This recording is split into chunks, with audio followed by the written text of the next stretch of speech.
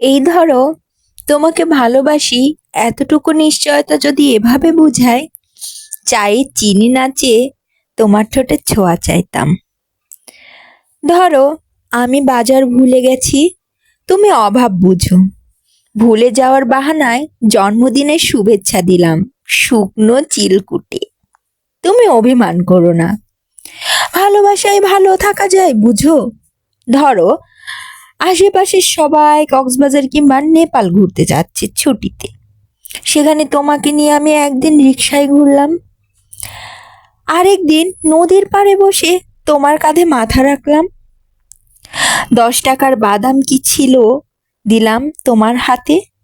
ধরো, অভিমানে তুমি সময় চাইছো, দেরি করে বাড়ি ফেরার সময় একটা গোলাপ নিয়ে আসলাম, গোমরা মুখে তুমি অভিমানী ফুলে থাকা লাল একটা চুমু দিলাম।